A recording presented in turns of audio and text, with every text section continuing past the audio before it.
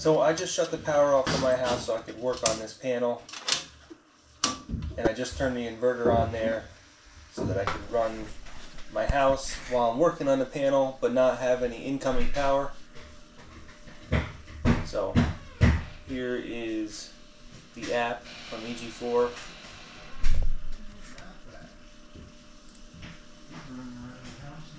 And it will throw a fault whenever it senses that the grid is down, but you can see I'm taking 882 watts from the battery and giving it to my panel.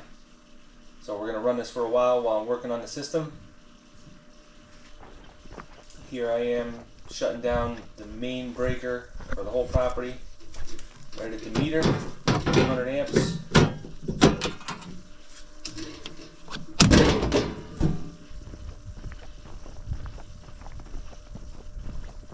This is my ICF house, super efficient.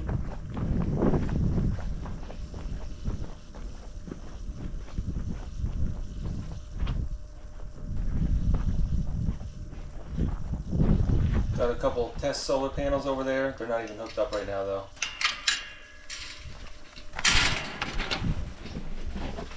We're trying to get this basement finished.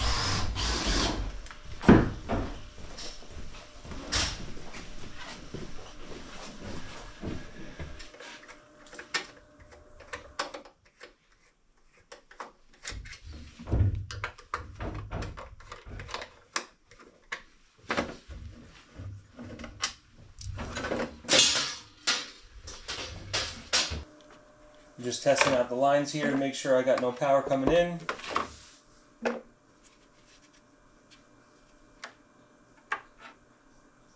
And then I'm going to show you down below that I have power going to the buses, just not beyond the breaker going upward. So there's my 240 right there.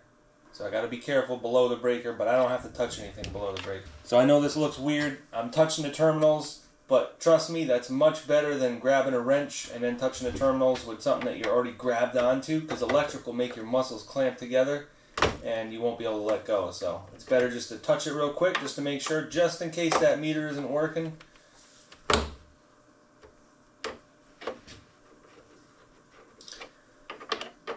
So today what I'm going to be doing is installing a tap and tapping off of my 200 amp service. This is 4/0 aluminum USE 2 cable. So I left a big loop. I like to always leave the biggest loop I can. And right now I'm unscrewing the tap. So this tap is made by Burndy, and this will accept up to 250 MCM. And most people know these taps to be called a Polaris, but that's the brand name. The different brands make different kinds.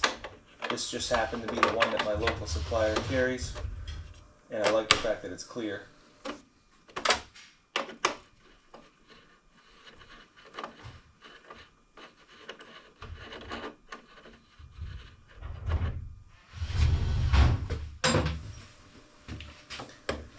So right now I'm shortening up the neutral coming in because it's in the way of what I'm trying to do. I spent a few minutes trying to pre-plan this to make sure that I can fit everything in there, because a lot of times you can put a tap in there, but you really have to keep things organized in a way where you can make everything fit, because there's not a lot of room. And I specifically didn't go in the top of this panel with any branch circuits, just so that I had all the room I needed. Not because I wanted to install this system, because I didn't plan on installing this system when I installed this panel, but just to keep it less cluttered. So I'm just restripping that neutral. I'm gonna put it back in there with less of a loop. I still got somewhat of a loop. It's always a good idea to have somewhat of a loop, because these wires expand and contract with temperatures. I got it running underground about 120 feet to the meter.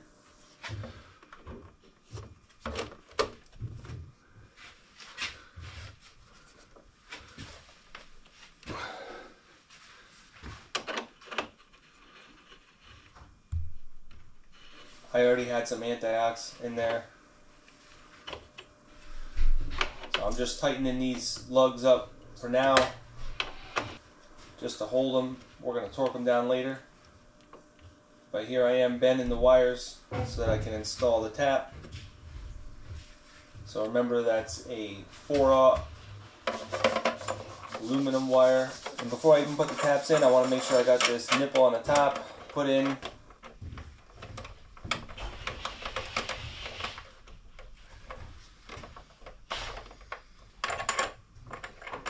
That way it's not so hard to put in later. And that's going to connect my disconnect up here, which that's what that is right there. We're going to tap off this 4/0 and we're going to use number 4 copper and go to that disconnect, 70 amp disconnect. It's actually a 100 amp disconnect. I just put a 70 amp breaker in there. And the reason I put a 70 amp breaker in there is because that's all I need in my house. You could step it up to number 2 copper and then just run 100 amps. But you guys saw on my last video that I ran all kinds of things in my house at one time, and I don't need more than 50 amps, so 70 amps is fine.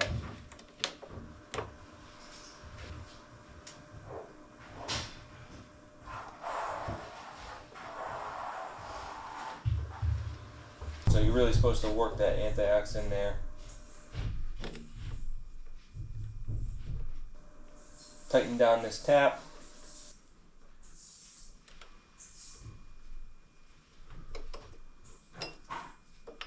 Sometimes you might want to run these taps sideways. Right now I'm running it vertical, but sometimes horizontal works better.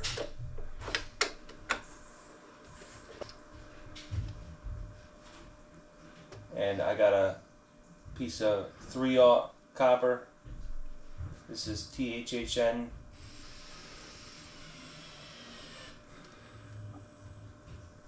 And that's basically going to continue my service of 200 amps from that tap into my main lugs there.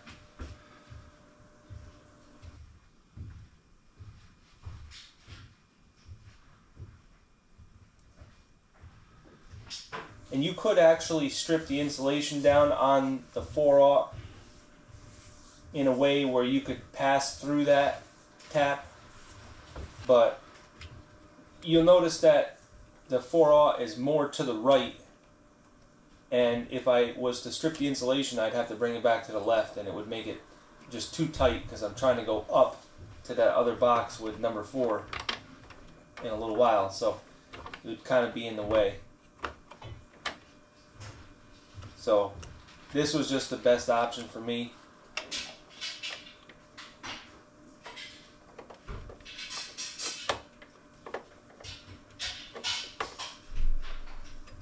So that's how that works. You're basically just creating a T in the line. If you think of it like plumbing, you're just teeing off of that. And that's before the breaker, so that's why you need the disconnect up top. Because otherwise you got no protection. You're coming off of 200 amps with 70 amps and you don't have any protection if you don't have that 70 amp breaker up there.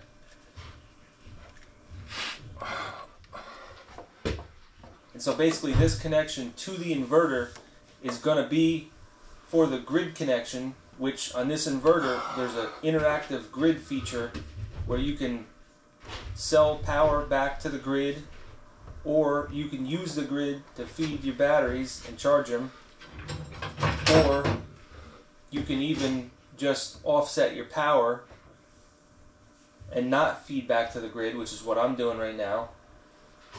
Basically, you can use solar to backfeed your panel through that grid connection, and you don't have to have an interconnect agreement with your utility company, because basically you can just produce enough to use in your own house and it won't export at all. It's called zero export. And in my area I have net metering available, but I'm still in the process of getting that right now, going through some paperwork. They want a lot of different information to get that going, and it takes a while, so I am in the process of doing that, but for right now I'm just offsetting my power with just a few panels that I have temporarily set up. So basically the whole purpose of this is so that the grid connection is behind the breaker and the load connection is in front of the breaker, so that they can never see each other, because I got an interlock on the load connection. So the load is where it outputs from the inverter. The grid is where it inputs and outputs, but if the actual grid shuts down, then that grid connection shuts down too, as a safety feature. That way you don't hurt a linesman working on the lines. Like if they shut off the power to try to work on something, but you're backfeeding them while they're working on the lines, then they're not expecting that, and they can get actually killed from that. Because when you're backfeeding to the grid, it's going to the transformer, and then it's transforming into, in this case, 17,000 volts. So if a linesman comes along and he shuts off the power on a pole, he expects that power to be shut off. He doesn't expect you to be backfeeding.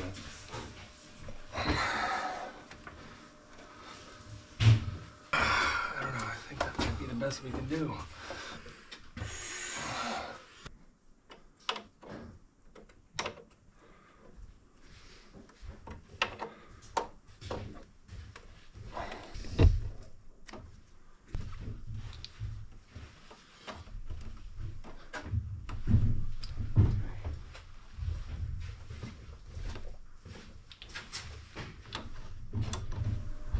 So the load connection has an interlock breaker, and you can see it on the lower right hand corner right now with a little bar on it. That's the interlock breaker.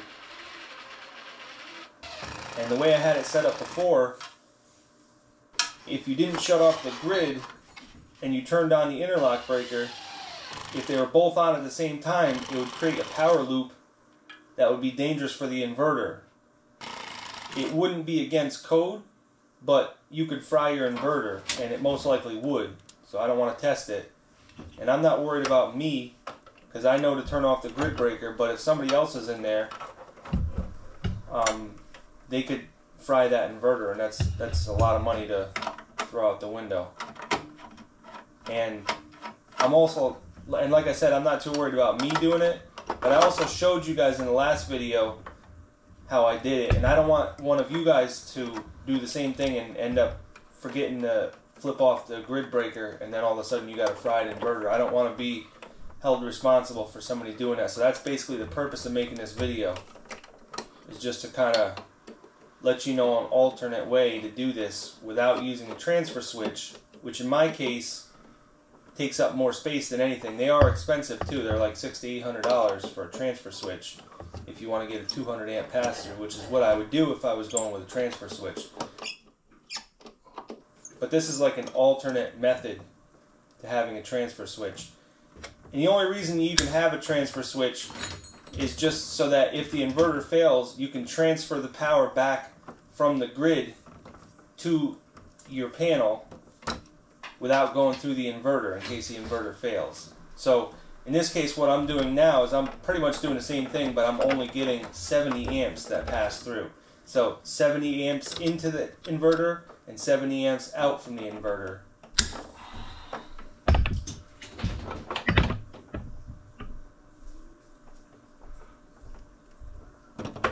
Which, if you guys saw the test that I did in my last video with this 18 kPV by EG4, you'll know that I turned on my geothermal system, which takes care of my heat and my domestic water at the same time.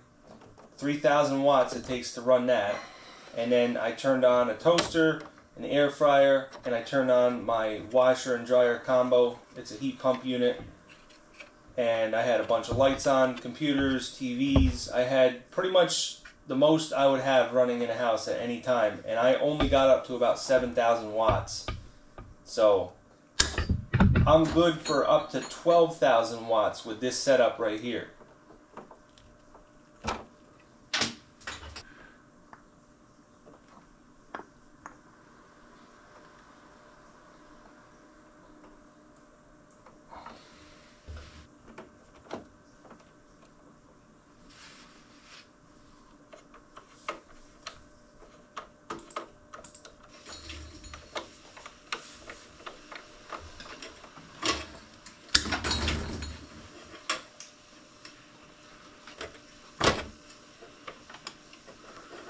So this is way bigger ground than I need, but it's just kind of what I had. It's number 4. Right now I'm torquing these down to 110 inch-pounds, and then these bigger ones, they're 250 inch-pounds, which is about 21 foot-pounds. My inch-pounds torque wrench wouldn't go high enough for 250. So you just convert that to foot-pounds.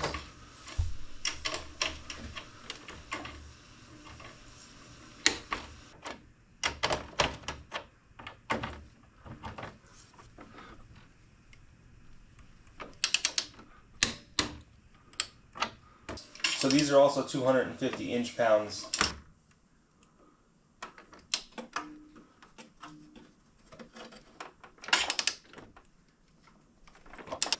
Even though it's the same lug, different wires require different torques.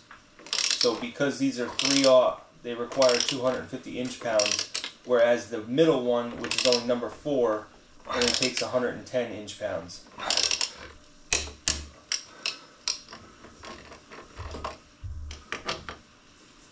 And it's pretty important that you tighten these down and then check them in 24 hours and tighten them down again. So let me tell you the story about how this came about.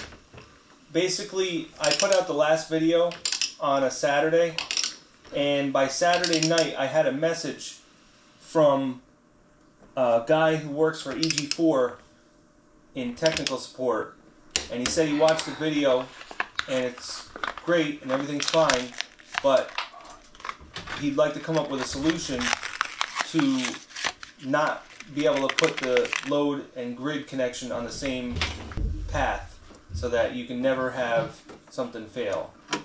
So it was kind of crazy because he texted me late at night and I responded to him, and we talked for a while that night, right up till after midnight, well after midnight, long time after midnight, and then right into Sunday morning, into Sunday afternoon, we were in communication trying to figure out a solution to this so that somebody doesn't do the same exact thing and then fry their inverter. So after going back and forth a lot, we were able to come up with this solution, which I think is a great solution. And really, he was extremely helpful in this whole situation. And I think one of the reasons is because he's also a licensed master electrician. I'm not going to shout him out by name, but just know that if you're going with these EG4 products, they do have some good people backing them up. Technical support is top of the line for them. I figured that out pretty quickly.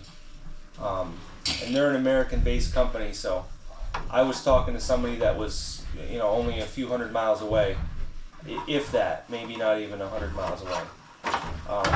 Same time zone and everything. So it was really nice and refreshing to see that their support is like that, because he reached out to me within a few hours of releasing my video, and you know, we just chatted back and forth about solutions to try to come up with a better way to do this, and this is what we came up with. This is one of the ways. There was a bunch of different ways that we came up with. This is one of the easiest and quickest ways that we could come up with. And this just foolproofs the whole thing so that there's no mistaking anything, no matter who you are, unless you take that panel apart and take that interlock breaker restraint bar out. That's about the only way that you could screw up this system.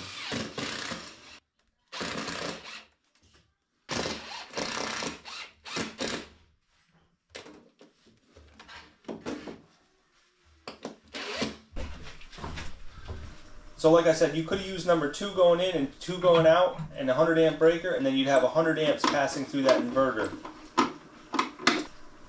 So here I am turning on the grid connection. Everything's good to go.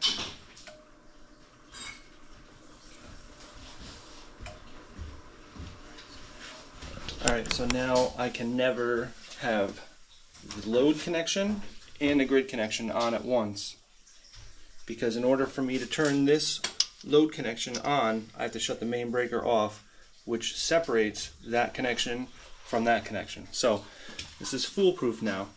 I wasn't worried about me flipping those around, but if somebody else was in here and they wanted to flip on the load breaker because the power went off, then they could potentially damage the inverter. Most likely would damage the inverter because it would create a power loop, and that would not be good for the inverter. Another thing that this may do, and I'm not totally sure yet, but this may actually warn me when the power comes back on. So in other words, before, if I had the power go off and I had this main breaker off and the load on, I wouldn't know when the power went back on. But if I leave that breaker on, then this should take away this warning light, because when there's no grid connection, the warning light goes on and it stays on. But when there is a grid connection, that will turn off. So if the power's off and I'm wondering when they're going to turn the power back on, all I have to do is keep monitoring this, and I could probably go into the app and see it too. And as soon as that light goes off, then I can say, okay, well, we can flip the main breaker on and we can turn the power back on. So that breaker really never needs to turn off, because that main breaker will disconnect it so that these two breakers can never see each other. So the only reason that that's even there is to create a safety by the meter. So this is just extra protection. So this is kind of like a hybrid situation, and the most inexpensive way to have backup power for your whole house using an interlock instead of a transfer switch and passing through the whole 200 amps. For those of you that are wondering what the height requirements are on panels and breakers, the code says that you can't have a breaker more than 6'7" off the floor. So 6'7" is 79 inches. And look at that. A 16th under that. And I think they actually measured to the actual switch too.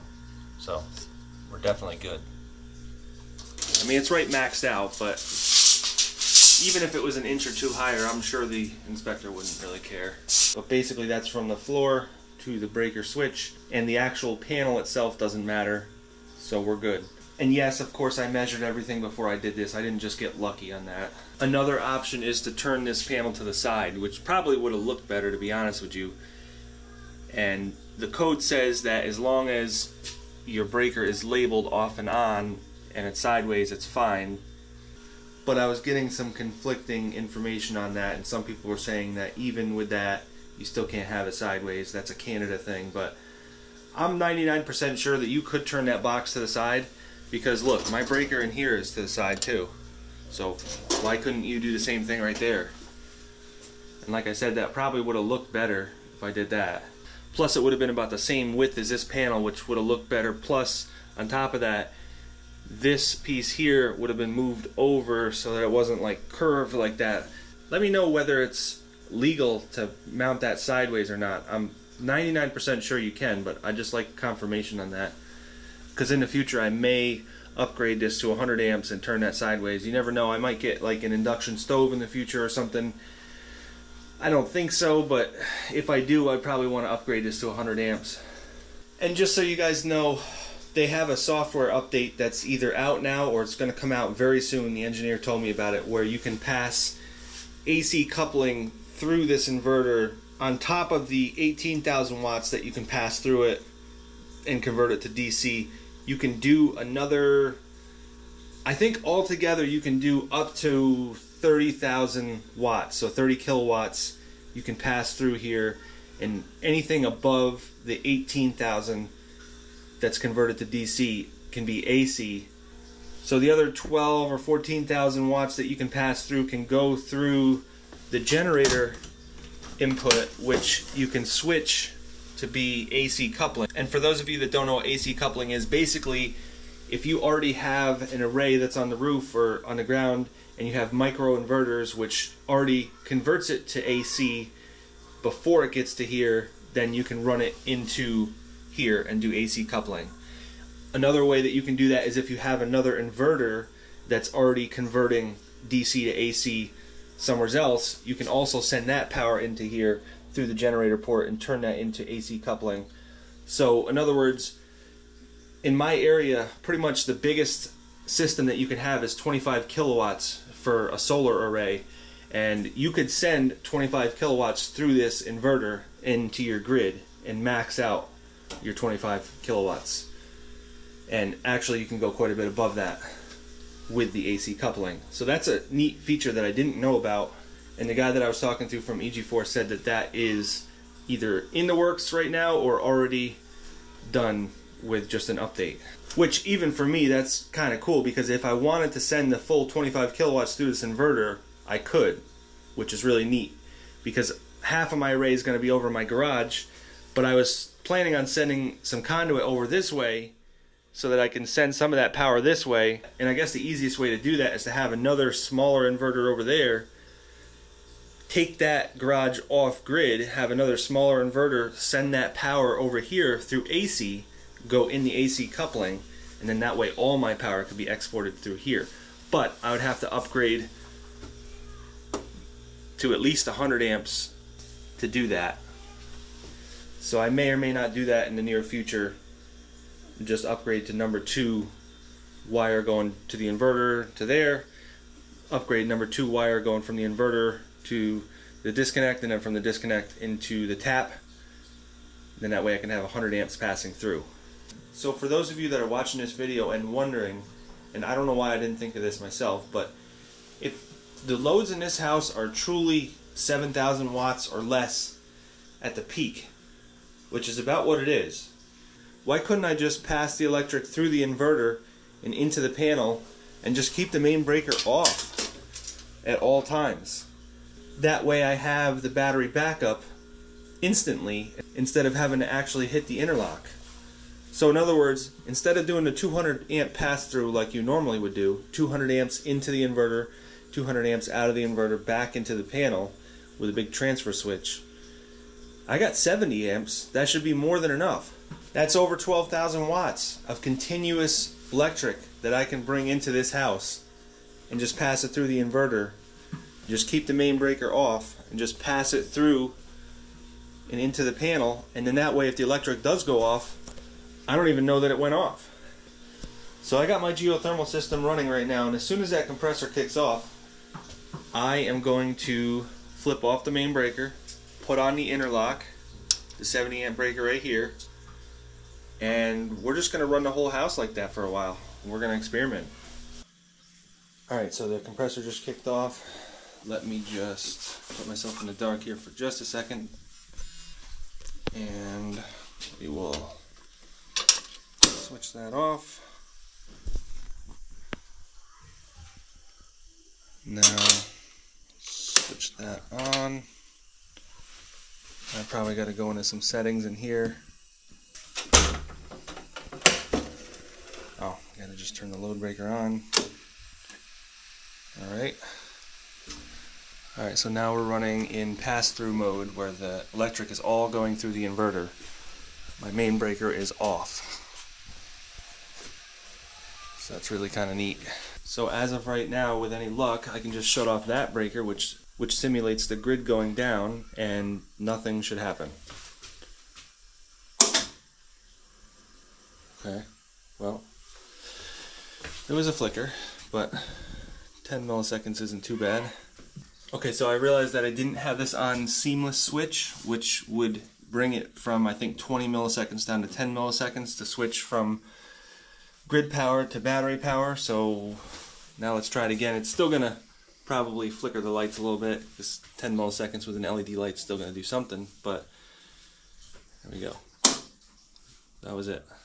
Now it's on battery power. So let's see if it turned off my computer. Computer's still on, so that's good. We're running off a battery right now, and the computer didn't even turn off. So like I said, it gives me a warning light when the power goes off. So now if we put the power back on,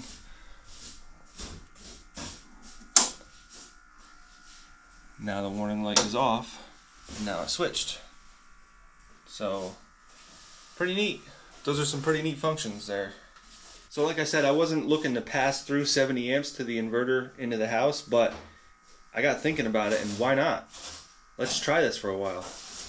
We'll just leave this main breaker off. I think I can go indefinitely without that main breaker on.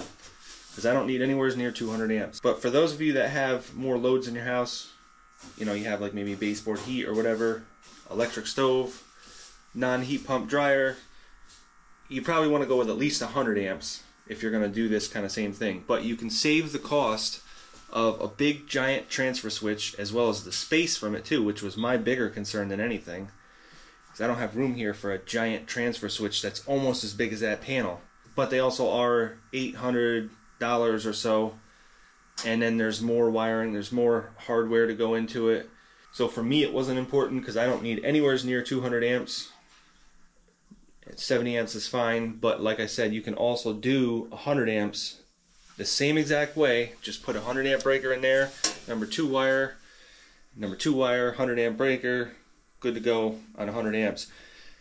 And as far as going any further than that, you might be able to get up to 125 or maybe even 150 without switching to a 4-pole breaker to backfeed your main panel, because this interlock only accommodates a 2-pole breaker. So whatever the max 2-pole breaker is for this panel is the max I can do.